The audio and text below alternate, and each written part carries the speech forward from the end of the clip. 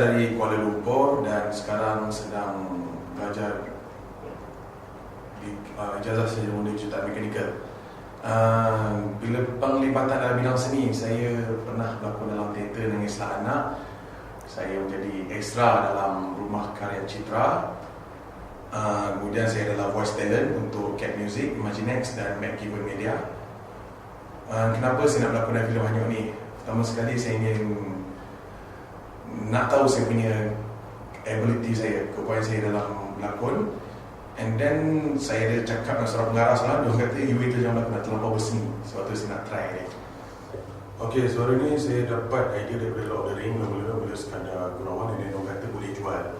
Dan antara line yang saya ingat adalah Lord of the Ring, suara monster iaitu huruf high.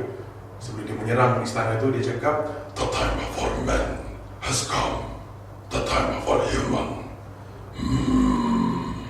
Dan saya pernah pergi ke audition animation dan dia memerlukan suara tetapi dalam skrip bahasa Melayu. Dan saya pun buat, wahai makhluk Allah, aku telah perintahkan kau supaya dapat menghasut anak cucu Adam yang lain. Kau nak bunuh dengan aku. Itu saja. Dan saya juga ada buat semacam movie trailer, biasanya pengaruh dari YouTube Pablo Francisco. Antaranya macam trailer filem Morgan Freeman, Keanu Reeves and Daniel too much, they went too far. Dan rasanya suara saya ada lagi tapi saya cukup malu, saya nak ketenangan.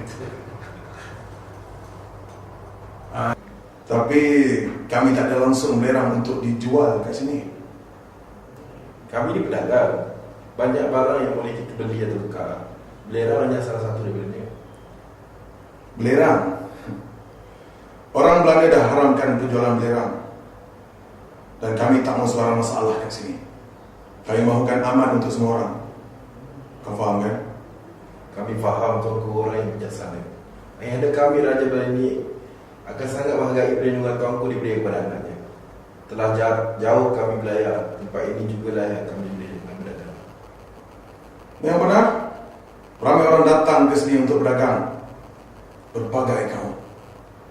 Dari Cina ke Arab. Sekarang orang putih pun dah ada yang tinggal kat sini. Jadi tak salah kami datang ke sini bertanya tentang belerang. Kan telah kami katakan diharamkan. Tak perlu orang lain tahu tuanku. Memandangkan banyak benda lain yang diinginkan. Belerang salah satu daripadanya. Dan tentu habuan lain juga untuk tuanku. Berapa banyak yang kau perlukan? Sebanyak mana yang tuanku dapatkan. Kalau kami ada, apa salahnya?